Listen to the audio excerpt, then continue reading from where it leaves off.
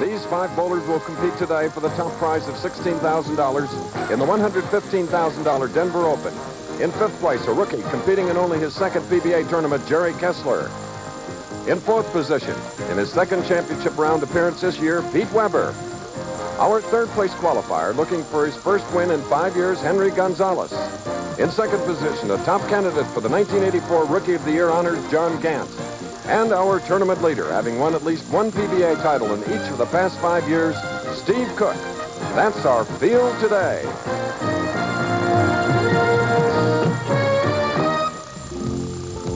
Now we're inside the Celebrity Sports Center, and what a tremendous bowling establishment it is. About 20 minutes from downtown Denver, and today I can tell you it's truly springtime in the Rockies. Hello again. I'm Chris Schenkel, and we're delighted that you join us on our 2nd stop of 5 spring tour events. Our field today, lots of varieties, 2 rookies and 2 left-handers. The surfaces here are a little bit different, and who can better explain what the conditions are today than our colleague, Hall of Famer, Nelson Burton Jr. Here he is on our championship pair. Bo? Thank you, Chris. The lanes that the players bowl on today is a surface they only see once a year, and it's called permalane. And permalane is a synthetic laminated surface that is laid over the original wood lane. Now, the characteristics of this permalane are a little different than a regular wood lane. Number 1, there's no cracks or tracks to affect the roll of the ball. And number 2, in the center of the lane where the oil is, the ball slides a little more than on wood. And on the outside where the dry area is, the ball hooks a little more than on wood. Now, what happens with that is that if a player gets zeroed in and starts shooting real well, he gets a lot of strikes. But if he loses his strike zone, they have a lot of trouble. Now, I believe today's quintet is going to bowl pretty good and shoot some big scores, but we'll find out in just a moment. The Professional Bowler Spring Tour. This ABC Sports exclusive is brought to you by Sharp Electronic Corporation. From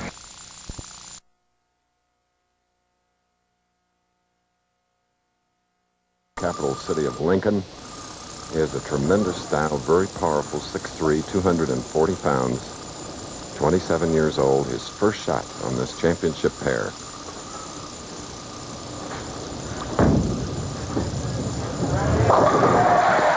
And a powerful ball. Chris, this tournament has been the 2nd highest scoring tournament of the year. The only tournament that scored higher was in Peoria at the True Value Open. Took a 219 average to make the top 24, so we expect some tremendous scores today. This is Pete Weber, likable Pete Weber. And Dick Weber's son, and Juanita's son, equals things here, makes everything level. 2 strikes, 2 frames. Pete Weber, 5 years, a member of the PBA, 2 victories. See his signature. Hobbies, basketball.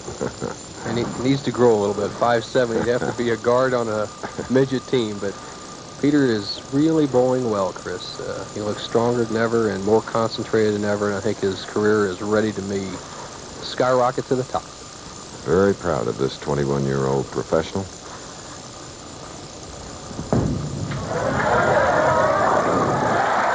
Oh, that'll pump the adrenaline. Pete Weber from St. Louis, Florissant, Missouri, has opened with a double, and now immediately putting the pressure on Gerry Kesler of Seward, Nebraska.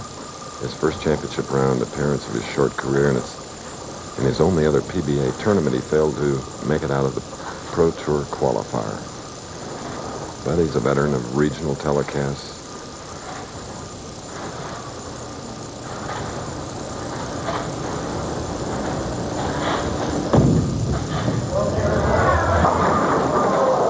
Hit the 4, 6, 7, 10, and that will welcome you to the Pro Tour. Right through the heart. He just didn't keep the speed on the ball. The right-hand lane finishes a little bit sharper than the left-hand lane. All the players say that. And there he goes, right through the heart. And big ears, 1,500 to 1 odds. Best thing to do, Chris, is just go for 2 and save the count. Remember, with a strike working, for every pin you knock down, you get credited for 2 in the box score.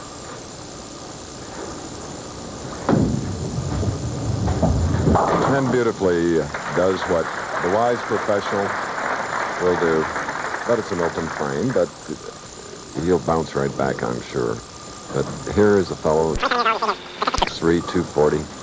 Racing fan, so I'll tell you, he'll be ready for the Indianapolis 500 coming up this weekend, exclusively on ABC, same day coverage.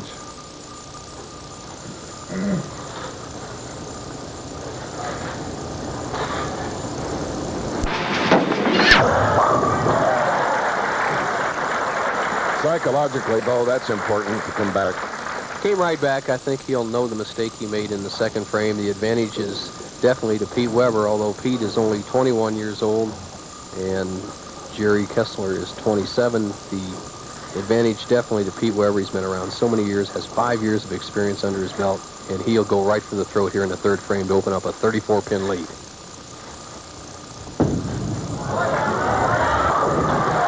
Now it's a three-bagger. Pete Weber, big backswing, moves to the line in a hurry to get that speed on that bowling ball. Profile of Pete Weber, 5 steps, takes the whole approach, that high backswing to gain momentum and that drive, and when he comes through, he gets tremendous. All 10 pins back into the mountains right there.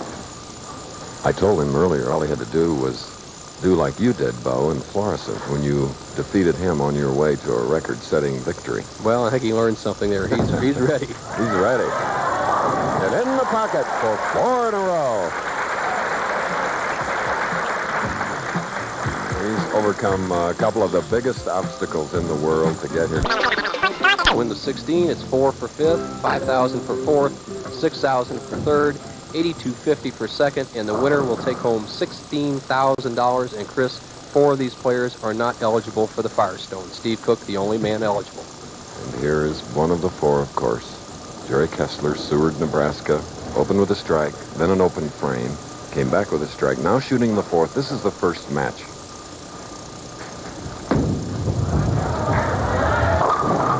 Crossing over and leaving the 3-pin on the right lane. The winner of this match will go against a local favorite, Henry Gonzalez.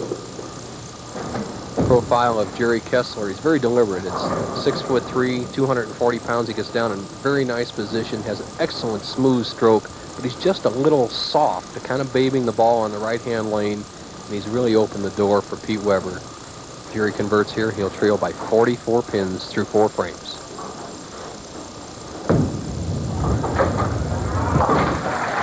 It's a spare now for the bowling proprietor from Nebraska.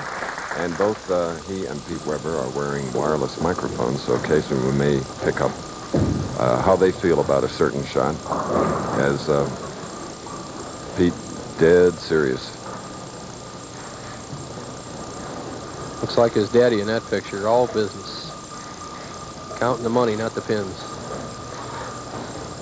That $180 that Gerry Kesler earned was in regional tournaments. The 7 regionals in the PBA. He's in the Midwestern region. And he truly needed that. And now Pete back up. Zeroed in on the left-hand lane. Gerry drives all 10 pins in the pit. The pins we're using this week are 3-pound 6-ounce, 3-pound 7-ounce pins. No trouble knocking them down on this smooth permalane surface for the pros. The top seed at Florissant, Missouri, only to be defeated by Loburn. Look at that. And Dee Dee, his wife, loving it. And that is a 5-bagger for the 21-year-old. This is how he did it. The trajectory of Pete Weber's ball. He starts at about the 8th board, out to the 3rd board, 6-pin drives out to 10. All the pins in the pit. He's perfect through 5 frames, has a 54-pin lead. Counting off actually the boards on the approach, Chris, there are no boards. There's dots and arrows, and they're just a picture out there that's underneath the surface. They're basically like being painted on, so it takes a little more time to count out the proper place to stand. Come on, baby. He is halfway.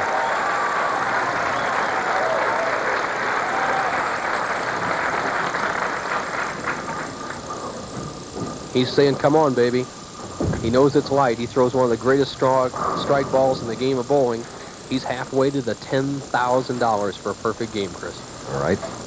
Meanwhile, the man that would like to get a string going, he has the start. Strike in the 5th, now shooting in the 6th frame, Gerry Kesler.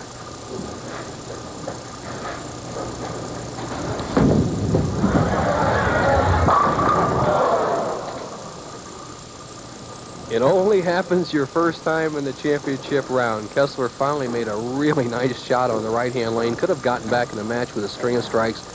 Leaves a solid 10.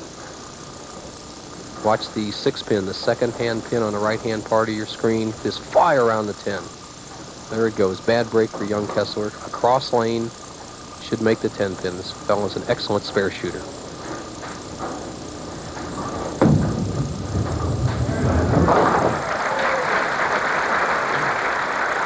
All business, Gerry Kesler.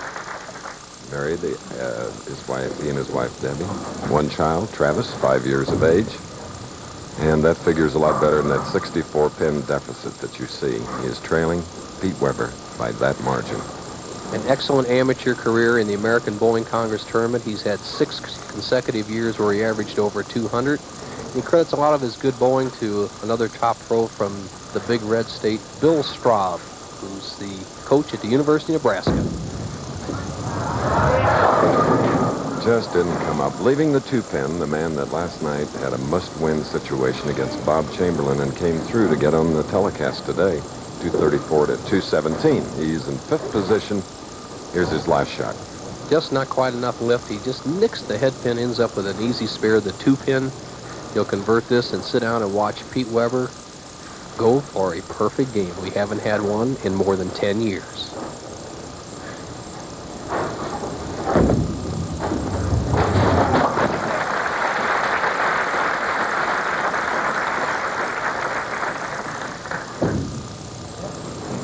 We're at the Celebrity Sports Center in Denver, Colorado. 18 years we have come to this charming city, and we're glad to be back here in '84. More after this.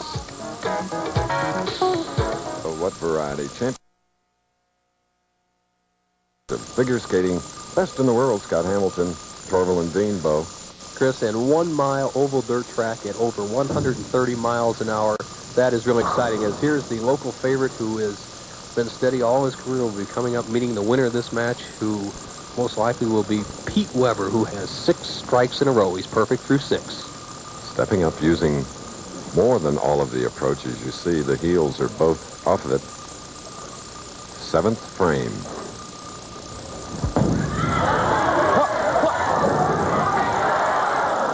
Thin hit, 2-pin, pressure release, and the fans applaud the 6-bagger, and in competition like this, that in itself is a feat. Pete sends it wide. It hangs out on that very first, as we usually say, board, but I'd just say panel in this situation. He leaves the 2-pin as he goes after the spare. A young man that cashed in 11 of the 13 tournaments he bowled this year for a total of $26,365. He missed 4 tournaments this year. Also set that scoring record in 1981, where Tom Baker and Pete Weber in the 24 match game play tied for 15-pin bonus each at 300, the only time it's ever happened in PBA history. So he likes this bowling center, and definitely one of the great stars of the game today. And now he is faced with a 10-pin on the left lane. So back-to-back opportunities to shoot spares, practice his spares after a 6-bagger. Late in the first match, the winner to meet Henry Gonzalez, then John Gant, and then our tournament leader, one of the 2 left-handers, Big Steve Cook. Kessler watching. Nicely done. Nicely done. Pete Weber. And now, Kessler. The possibilities in the match, if Gerry Kesler can strike out, he could finish with 215. Pete Weber could bowl a 268.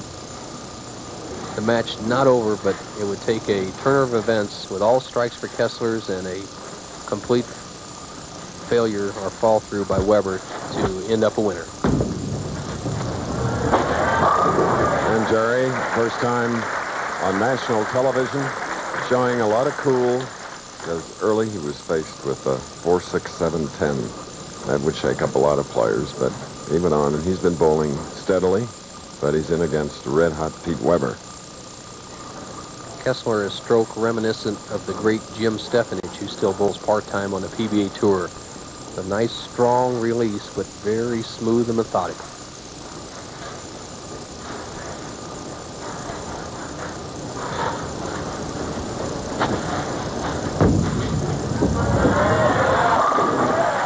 No, and that one was just like a good, short right-hand punch in boxing.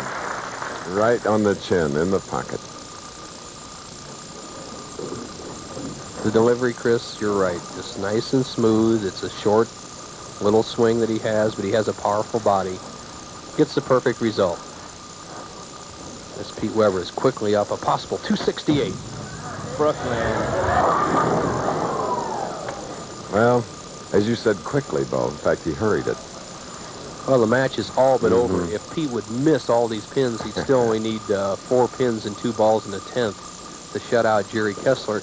And it's good for him to every once in a while throw a bad shot. It's difficult to maintain that pace for 90 minutes of trying to throw a strike on every ball. And a little break in the middle of a match sometimes is the breather he needs to get ready for Henry Gonzalez, who will be much tougher than this rookie just bowled.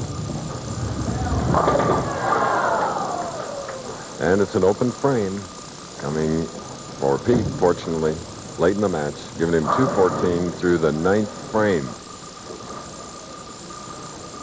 1982 was a big year for him when he made 8 television appearances, and he won both of his titles in '82. And Kessler, his opponent, looking for his first, and he'll get it down the road. Newcomer to the tour, but a good one. That's good.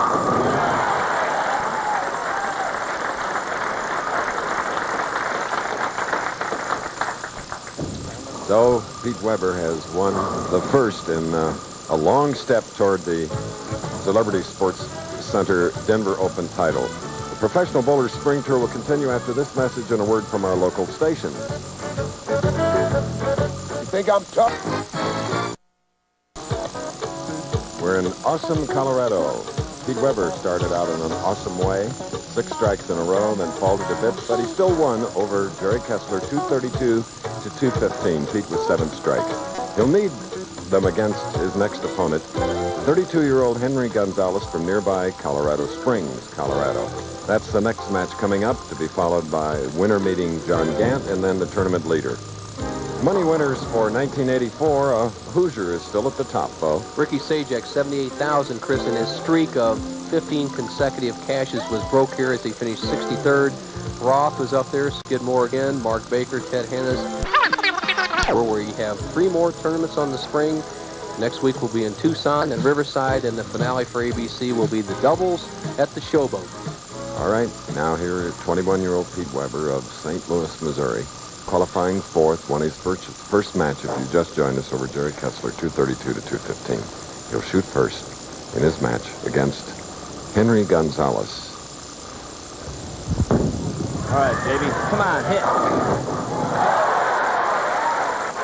Pete with a wireless microphone. You heard him urging the pins to drop the 7-10, and they did. Watch again. Watch this. You want to see some power. Watch the action as the ball, as it goes through the pin, and watch the action of the head pin. There's the head pin. Now watch where it goes. It goes to the left sideboard. It knocks out the 7, comes back across, knocks out the 10. See you later. That's the power that young man has. And what a way to put the pressure on the hometown favorite, the local favorite, Henry Gonzalez. That'll shake up any opponent, Chris. 2 titles for this 32-year-old.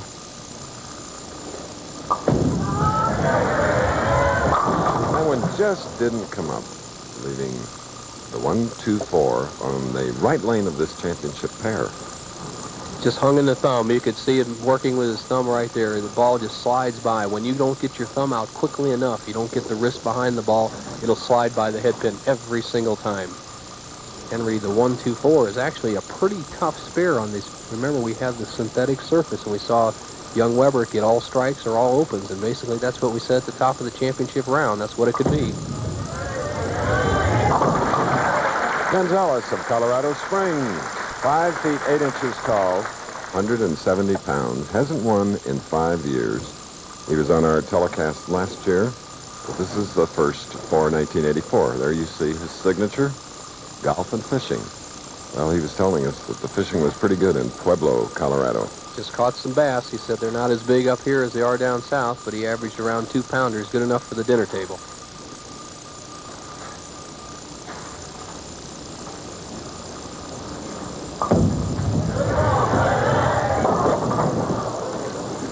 Well, and now another stern test, Nelson. This one coming on the left lane, the 1, 2, 4, 10. Just slides by once again, and it looks like he just didn't get the revolutions on the ball that he needs to make the ball finish. And the way he has to attack this is the same way he did the 1, 2, 4. He has to get the ball on the left side, drive that head pin over in that 10-pin zone, and convert it. 2-1 for the pros.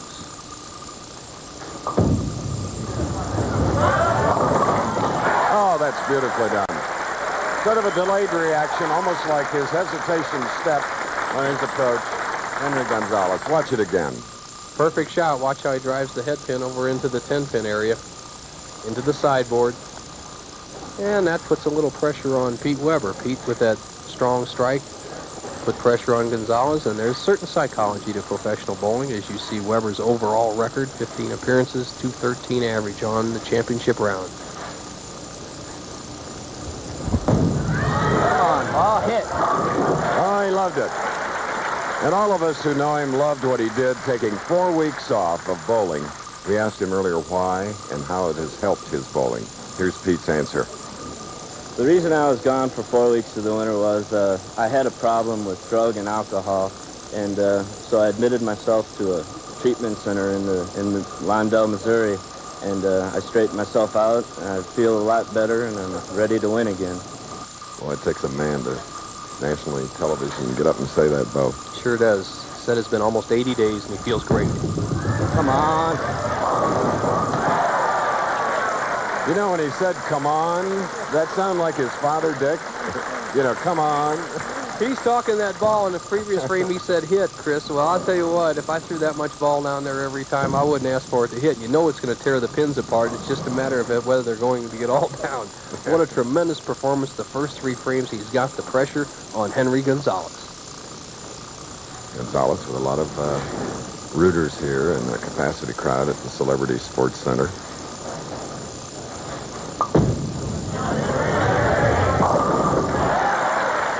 Looked like it was going to be a thin hit. Good action on the ball. Let's get a profile replay, Bo, of this 5'8" bowler. Has that 5-step delivery with a little hesitation step. See him drag the left foot, then he goes into a normal profile with a good knee bend, short arm swing, arm close to his body. Excellent in extension, and good trust on that ball. Sometimes when a player hits light 2 times in a row, as he did in the first and second frames, he makes the adjustment too much to the right and pulls the ball high. Henry, a good shot there in the third. Needs a double here in the fourth to cut Pete Weber's lead to 14.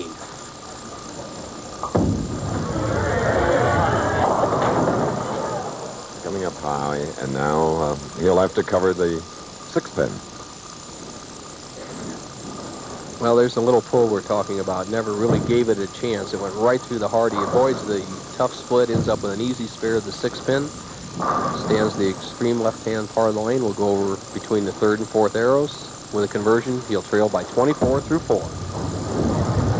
Now, occasionally you hear pinfall when our 2 professionals are not bowling. It's the other 2 pros practicing for their matches coming up. John Gant and tournament leader Steve Cook.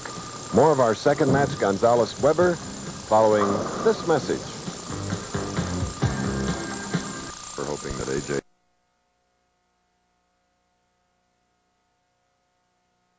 in his second match, his opponent in the second game, Henry Gonzalez. He defeated Gerry Kesler of Seward, Nebraska in the first, 232 to 215. Now he's on the right lane.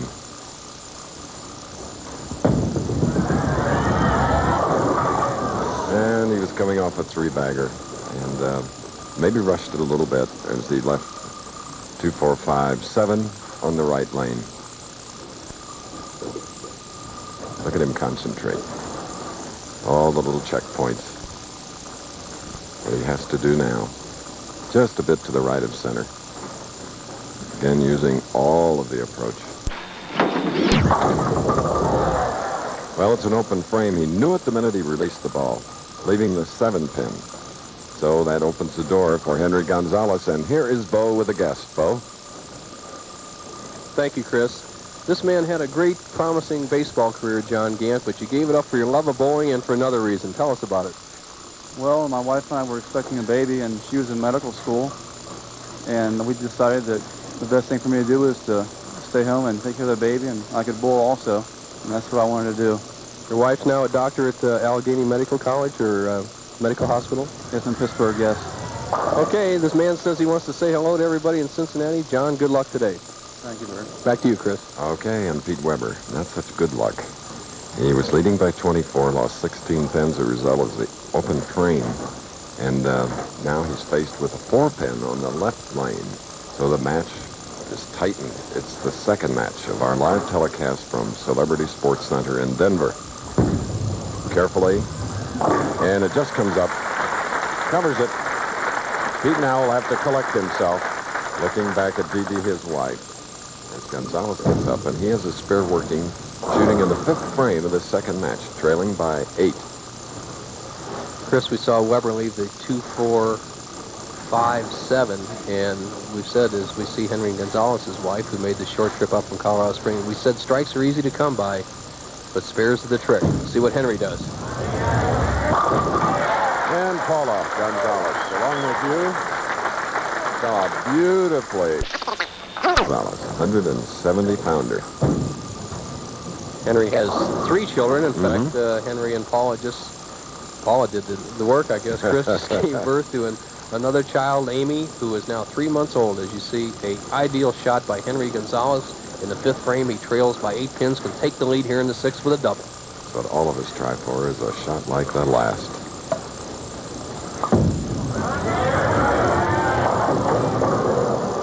Another high hit, and the fans tell you that it's Problemsville. 4-7-10.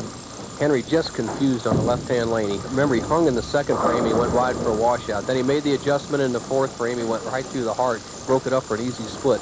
That time, he not only pulled the ball a little bit, but he raised up at the line, anxious to get and then he has to go for it, a tough shot.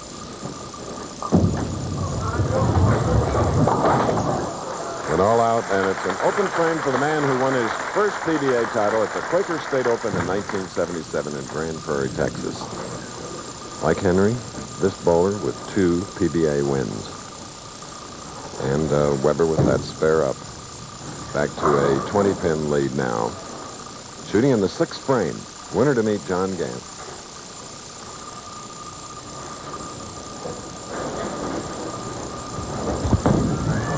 Come on, yeah.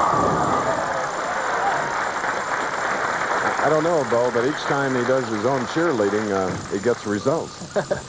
Well, Pete does a lot of bowling. He's a full-time pro out here, and he even still bowls in league at home. In fact, they have a pretty awesome Weber team with Papa Dick on there and Brother Rich and Brother John, and Pete gets home to occasionally bowl, so they should be quite contenders in a tremendous league they have in St. Louis, the Masters League, the St. Louis Masters, starting the 84-85 season, bowls in 32 different houses. Good experience for those young players and great talent.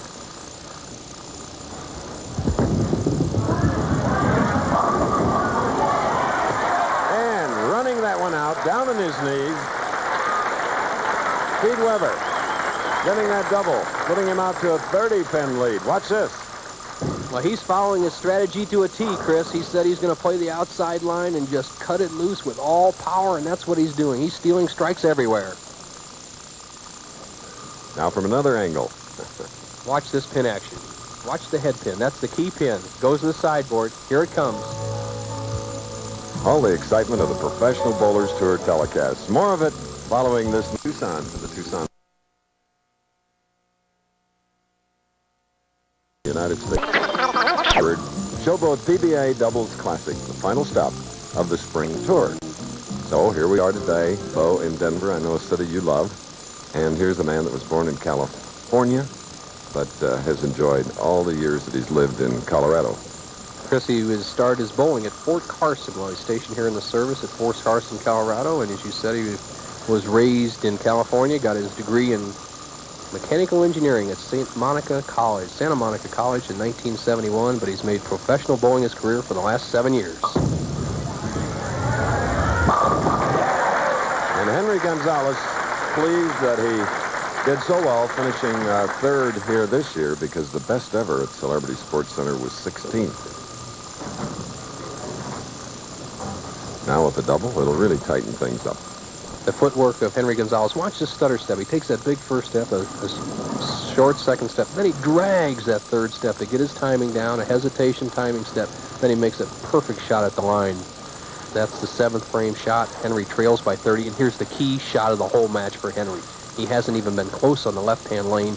Trails by 30, can cut Weber's lead to 20. To get in the match, he must strike here.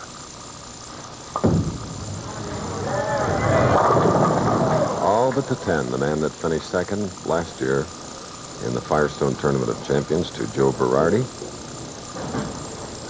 The story of this match right here mirrored in this shot. The 10-pin left by power of Weber is defeating the accuracy of Henry Gonzalez, as you see Henry and wife Paula and daughter Jennifer sitting there.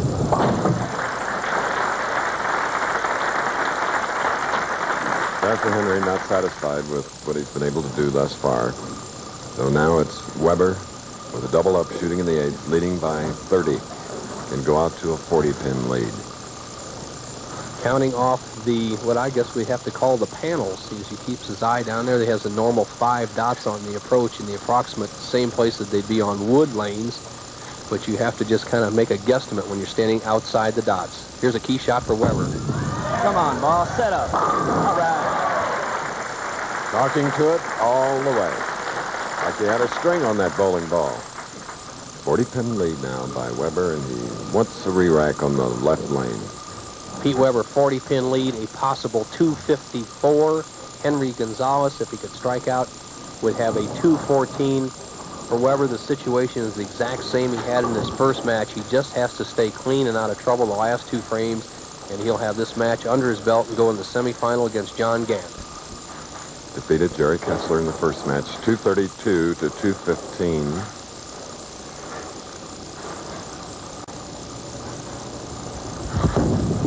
All right, baby, come on. Wireless mic perfectly placed on Pete Weber. Dee Dee, his wife, likes it too. The whole story of the match right there. You see Pete Weber carried out the 10-pin. That's the same shot that Henry Gonzalez, with a little less power, failed to carry in the 8th frame. He has backed Henry into a closet. Almost no way to open the door.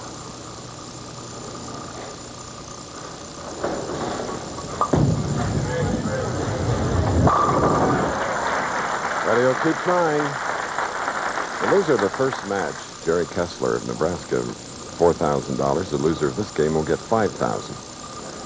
Solid in the pit. Henry, no trouble on lane 62 of this 80-lane bowling center. Lane 63, he's been confused since the first frame. He was close there in the 8th. But even if he figures it out here in the 10th, it looks like it's too late. The best he can shoot is 204. Pete Weber going at a 234 pace.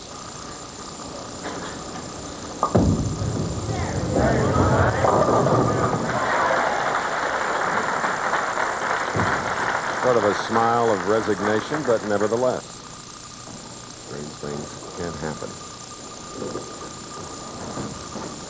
If he doesn't strike, he cannot win the match. Pete Weber, even if Gonzalez would strike out, would only need 3 pins to win the match. Lock it up.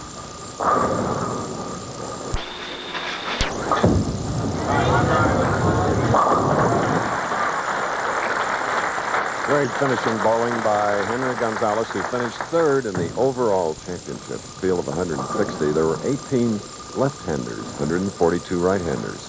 And coming up next, you'll see 2 of the 18. This is Paula Gonzalez, mother of 2, Jennifer and Chad.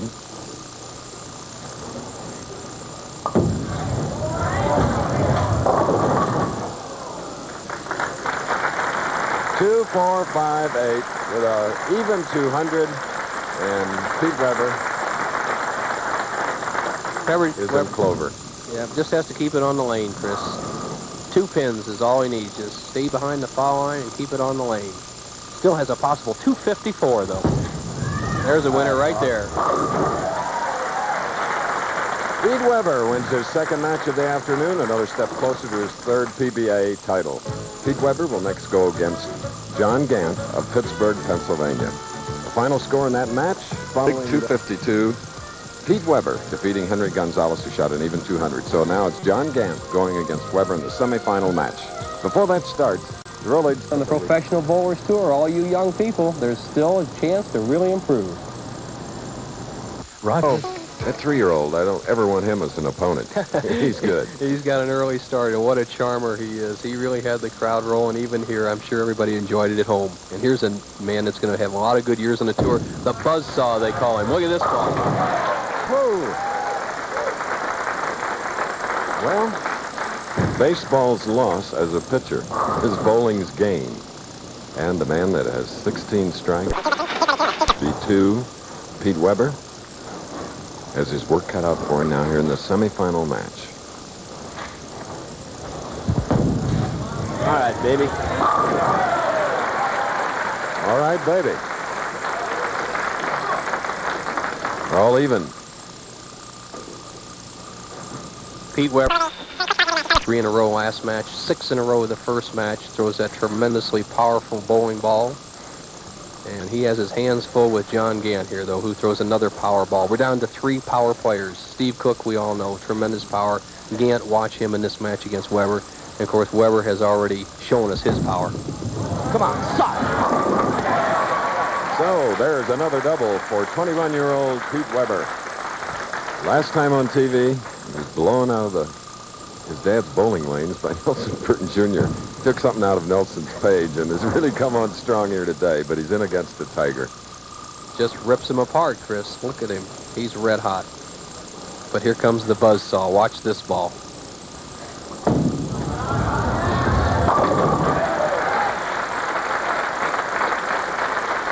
John Gant, 6'2", 190 pounds. And here's the story on him. Hobbies, all sports. Can play them all, too.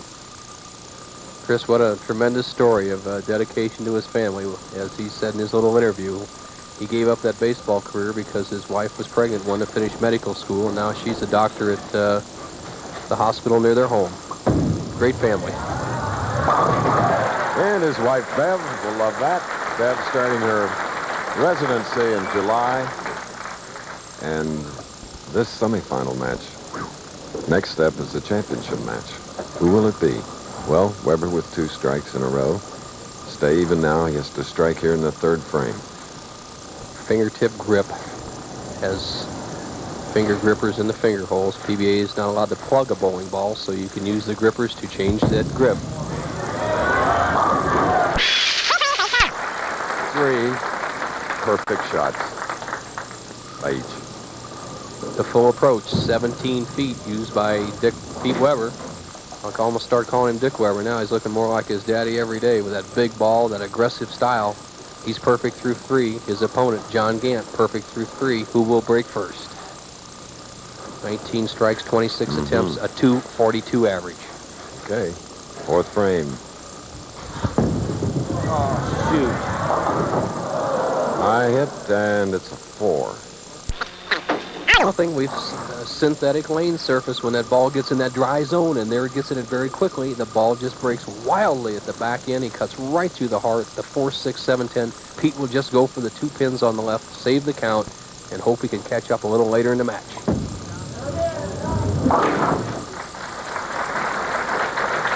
And it's an open frame. One of the few for Pete Weber today, who's been bowling beautifully. This match will, because we're running short.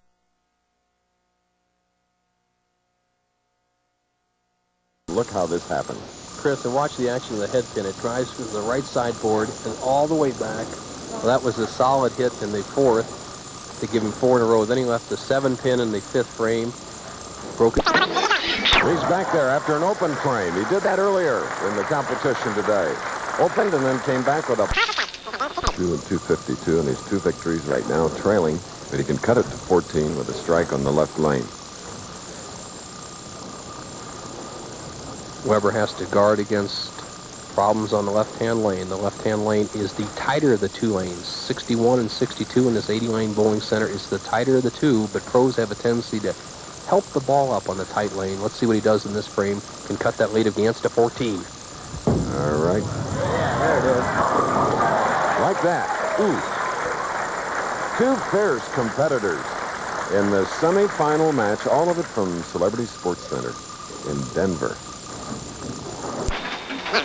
With 4, marked with a spare in the 5th. John Gant shooting in the 6th. Here's the 5th frame miss of Gant, the buzzsaw we call him. Watch the head pin go to the side where he just slams across and misses the 7th pin, or he would have had 5 in a row.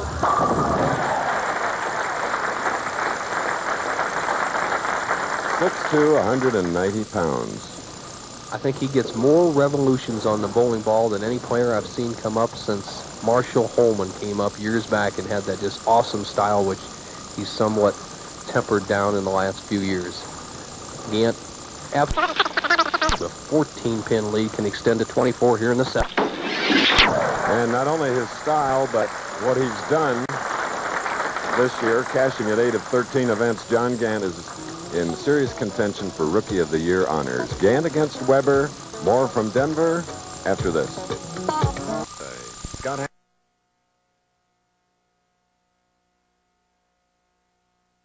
And we're in Denver. The winner to meet, Big Steve Cook, 6'7", 200. Well, he's lost some weight. We'll give him about 245 today, but he is a tremendous competitor.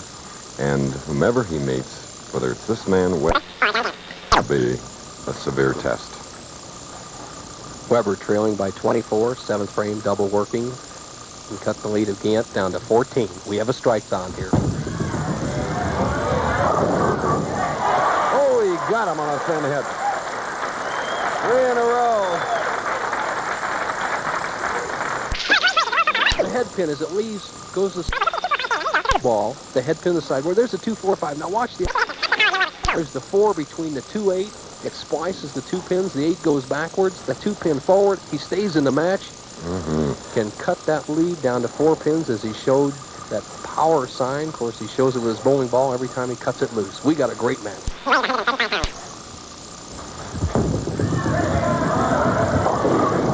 No. The 2-4-10. Very close to the same shot he just got that lucky break on in the 7th frame, but he doesn't quite hit the 2-4 range, and he leaves the 2-4. Now he's got a tough split. He needs to convert this to stay close in the match.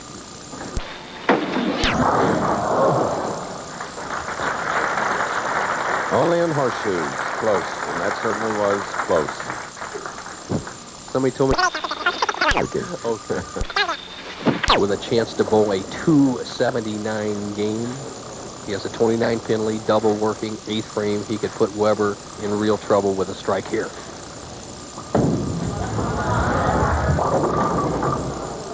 And we have a 310 facing John Gant, possible Rookie of the Year here in '84 from Pittsburgh.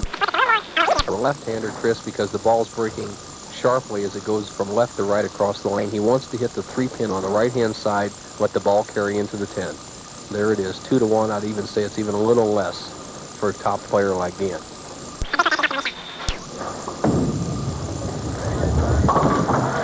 Well done.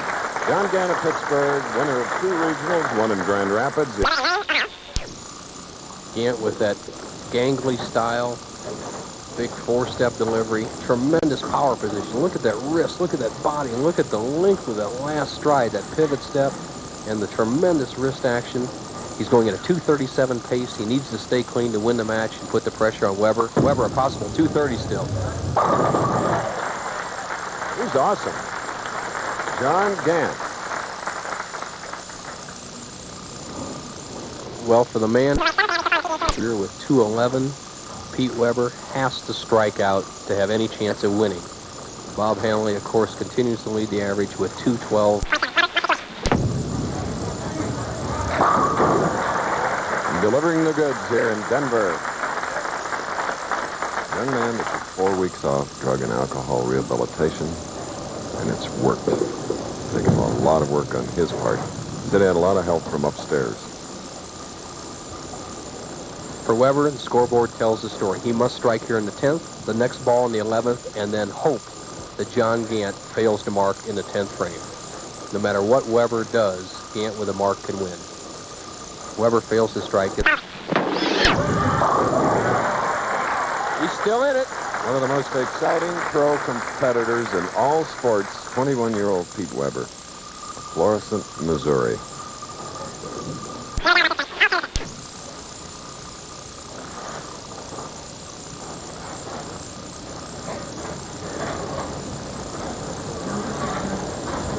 The rehabilitation process. Nutrition, gained 9.5 pounds, Bo. That's with a bowling ball in his hand. Now it's legitimate. Nearly 4-10. Nearly lost the ball, but the match went by the wayside with that shot. He wonders what happened. The ball just went too far down the lane before it makes a break. Look at him hanging right on the, well, we can't call it the last board again. I guess we call it a panel. Tries to make the break back, but he runs out of lane, has the washout. The best he can do is end up in the 2 teens. Gant's got this match won. And the man that averaged in his first 2 victories, 242. He's hot, he's disappointed, but he'll be back. Now a look at first-year PBA member John Gant. Cashed in 8 of 13 bets. He is something. So he goes into that final match against Steve Cook, and Pete Weber will get $6,000. So coming up next, Gant and Cook, 2 left-handers. Professional Bowler Spring Tour will continue after this message and a word from our local stations. I took Rolaids for 10 years. Now I get better relief from Tempo. With Tempo? No more.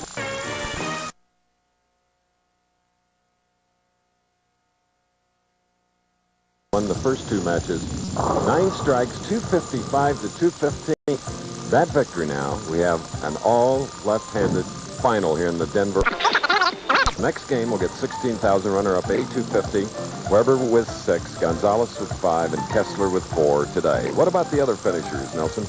In 6th place, Mike Morris. Steve Martin with a 300 out of his slump. The national champion Chamberlain. Lefty Bobby Jacks. Big Bill Straub from the University of Nebraska. Couture up there again. All-world Holman. Leroy Barnhoff, who did well at the True Value. The Tornado.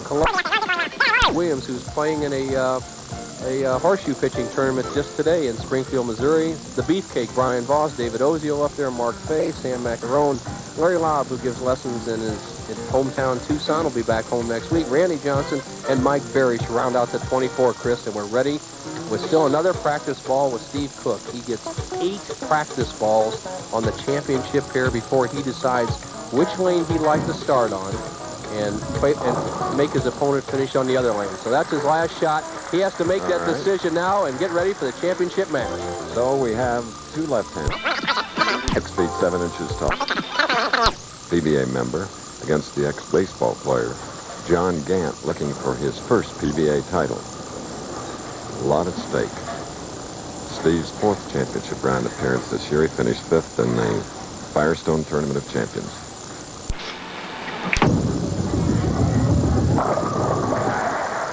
Different style than John Gant, but lofting it out there.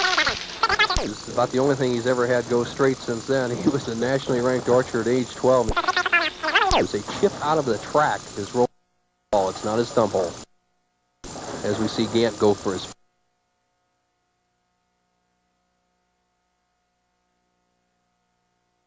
9 on the right lane for Gant of Pittsburgh. An inauspicious start for Gant as he leaves a difficult 3-9. The ball sliding just by, not finishing like it did in the first match against Pete Weber. Has to make sure to hit the 3-pin on the left side, let the ball carry back into the 9. Double wood spares are always a little tougher. So a bad break for John Gant, who had that 255 in the previous match, leaves the 9. Well, a little bit as the power players have a little trouble with spares, as was evidenced by Gant missing that one. Plus, on the synthetic lane surface, we've noticed over the years that players get a lot of strike. Let's see if Gant can come back with a strike here in the 2nd.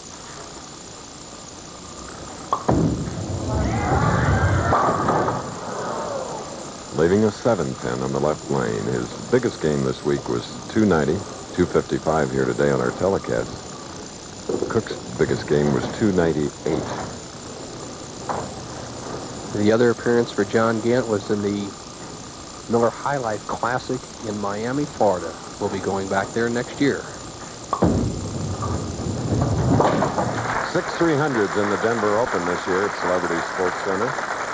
Shawn Christensen, Bob Learn, Marshall Holman, Carmen Salvino, George Steinbach, and Steve Martin. And Shawn Christensen, Chris, bowled 3 300 games in the tournament. Only the 6th player to ever do that in PBA history.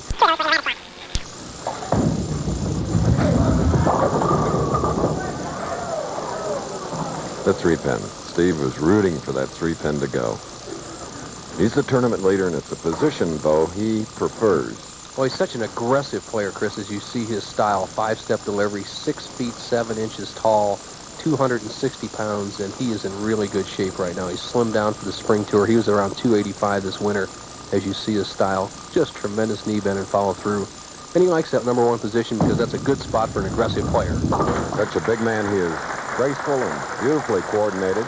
Finished 2nd in the Denver Open last year, losing eventually to Tom Milton. But on the way, he defeated Earl Anthony, now retired from competition. 6'7", 260, fishing and hunting, Roseville, California, his home. Nice autograph. The last time 2 left-handers played for the championship was in the Syracuse Open, 1983. Cook was one of those 2 players. He lost the match to Joe Salvemini. Cook against Gant for all the money.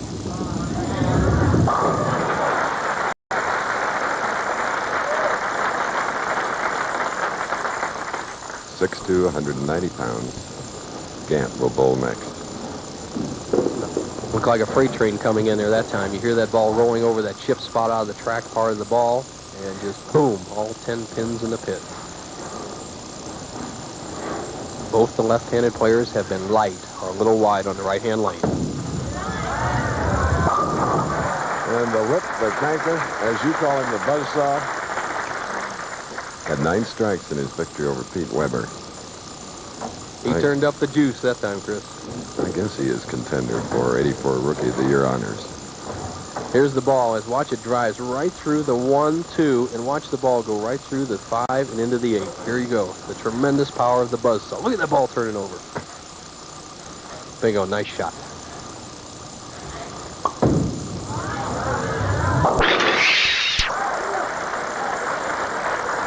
Power in any sport, such an asset. You name it, and power helps. There's the man from Pittsburgh, John Gant. At the moment, 1 pin separates these 2 southpaws. A little behind our 10 pin. We don't know how, but now trying to mark with a spare. Chris, when we look back on this match, we may see that the 4th frame. What happened is Gant got that very fortuitous break in the, as you see the spare, the action line tracer making the 10 pin of Steve Cook. But Gant got that tremendous break in the 4th frame for a double, and Steve Cook was very unlucky. He left a solid 10 as he drove the 6 pin right over the top of the 10. That's a big switch around. If Cook had gotten a double and Gant an open. Championship match.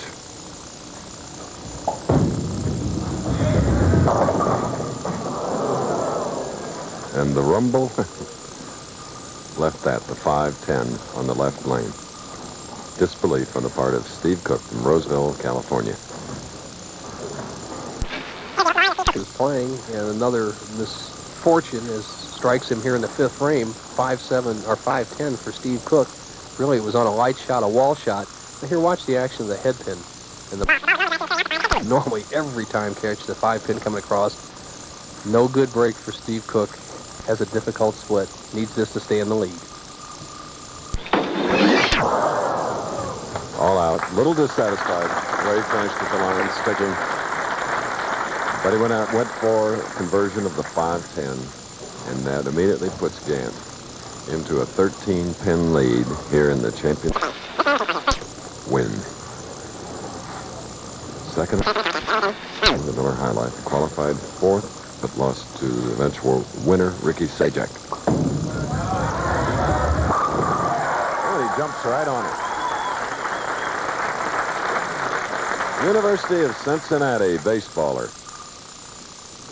John Gant, the buzzsaw, takes advantage of that break he got in the fourth frame to open up a 23-pin lead halfway through the championship match. But don't count this. Gant ahead by 23, but Cook is very tough. He won't give up.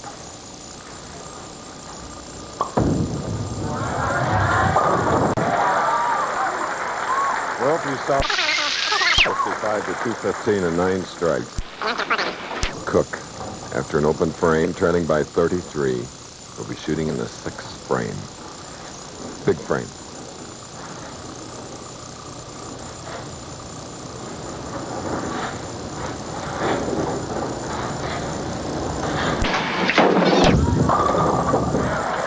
Okay. Earlier we had a chance to ask Steve about breaking a thumb and the troubles coming back to bowling. We asked him what helped him to get in shape again.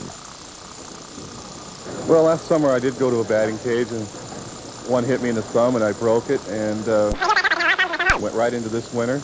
And I really wasn't sure what it was, and I found out I just had my tape a little off center, which was causing me to hang, and I just moved it back, you know, to the back and it's worked ever since. Off sponge to kind of cushion the pressure on his thumb.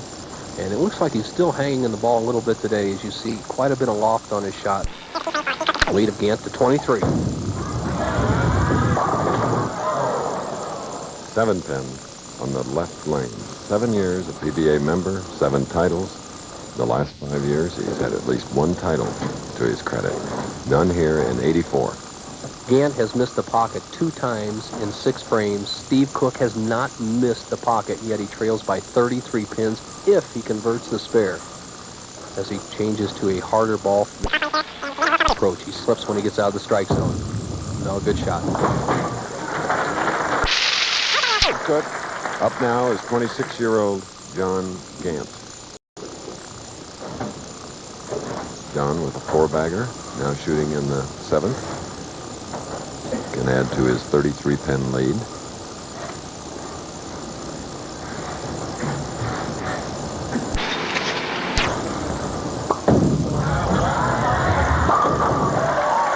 Five in a row. All week long, some big scores, 6 300 games.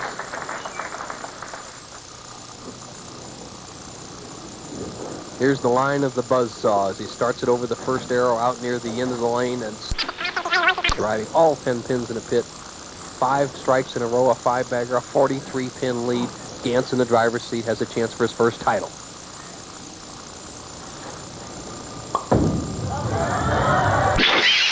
Here at Celebrity Sports Center, Sunday and Tuesday pro-ams, a total of 1,300 adults. Popular indeed. Steve Cook hasn't had any good breaks at all. He got a tap in the 2nd, got an unlucky solid 7 in the solid 10 in the 4th frame, the 5-10 off the wall in the 5th, the solid 7 in the 7th. He's only going a 186 pace. He has a possible 216. It's his only chance.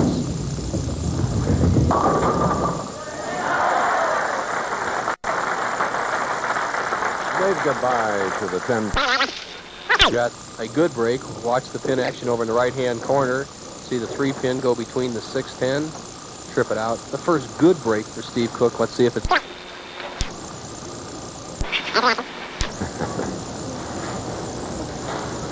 Absolutely a must situation. If Steve Cook does not strike on this ball, and there's how he got here through 6 rounds, 42 games. He ended up qualifying first. If he doesn't strike, it's all over.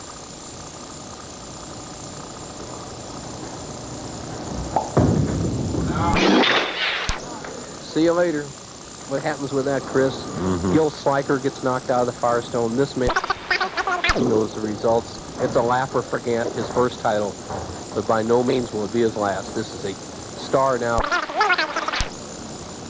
Cook still out there working hard, trying. Hasn't missed a... Well, there's an intern in Pittsburgh. John Gant's wife. Mighty happy. And also $16,000 richer, plus you'll have to take a week off next April for that Firestone. Has a possible 269. And here he can punt with a 6-8. Yeah, he can take a safety automatic. He leaves a 6-8, the first bad break he's had, but it came at a time where it makes no difference. is 196. John Gant, the likable John Gant, the buck to come.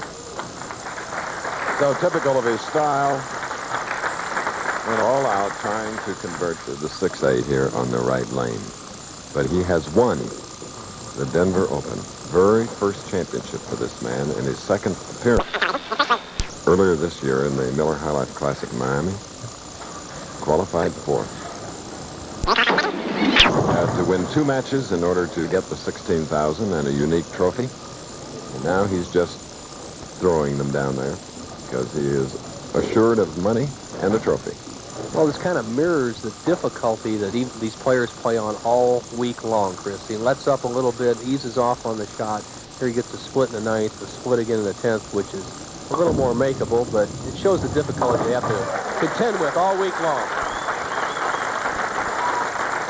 The guy who this week Cook averaged 226.9. That's the way he did it. And in the first match, and the 2-7 in this match.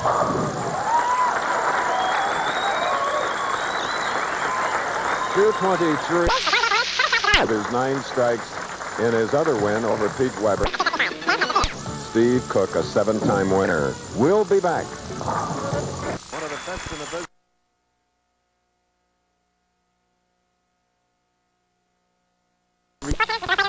Levitt and Neil Griffin. It gives me great pleasure to present this silver medallion and, more importantly, I guess, a $16,000 check.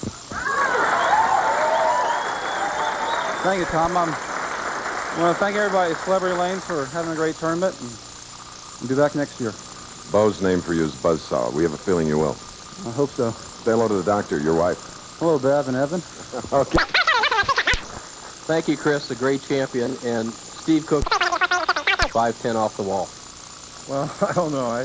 I knew John was going to shoot a good game, so I decided to come out and throw some strikes. And he had an opening. I got a chance to, get it on him and left a solid 10. And I thought I threw a good shot and left the 5-10 off the wall. I don't know how it stood up, but it happens sometimes. John bowled good all week, and he deserves